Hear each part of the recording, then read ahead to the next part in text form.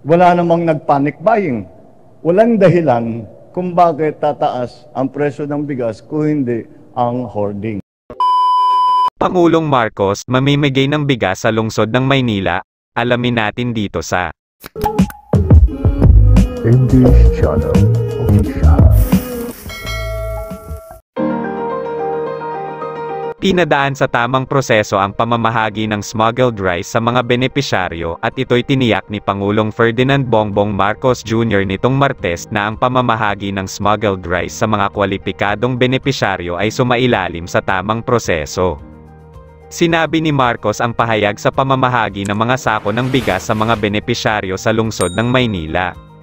Sabi niya, dumaan po ito sa tamang proseso ng investigasyon, pagkumpiska at inspeksyon para matiyak na ito ay ligtas na ipatupad sa mga nangyayari at isinailalim ito sa tamang proseso ng investigasyon, pagsamsam at inspeksyon para matiyak ang ligtas na pamamahagi ng bigas sa mga nangangailangan. Magsisilbing babala rin po ito sa lahat ng mga smuggler at mga hoarder na ang bigas sa bansa ay ating babantayan. Inulit ni Marcos ang kanyang tagubilin sa mga kinauukulang ahensya ng gobyerno na pataasin ang lahat ng hakbang na may kaugnayan sa pagtiyak ng supply ng bigas sa bansa.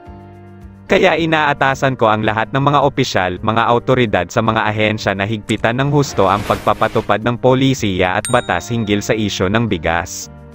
Sinisi na ni Marcos ang mga hoarders at smugglers bilang nasa likod ng pagtaas ng presyo ng mga produktong agrikultural, kabilang ang bigas.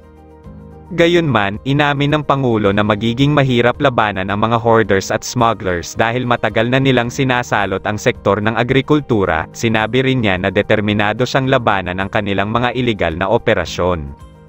Alam ko pong magiging mahirap ang labang ito dahil namamayagpag na sila sa kalakaran, ngunit matagal na po ako sa buong puwersa ng pamahalaan na matigil na ang mga ilegal na operasyong ito. Ang mga sako ng bigas na ipinamahagi ay nagmula sa smuggled na bigas na nagkakahalaga ng 42 na milyong piso na nasabat ng Bureau of Customs sa kanilang pagsalakay sa bodega sa Zamboanga City noong Setyembre.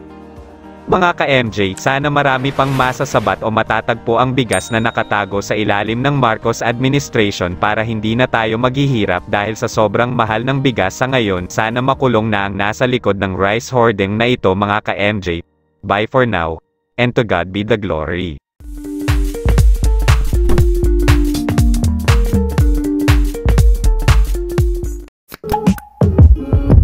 English Channel Official.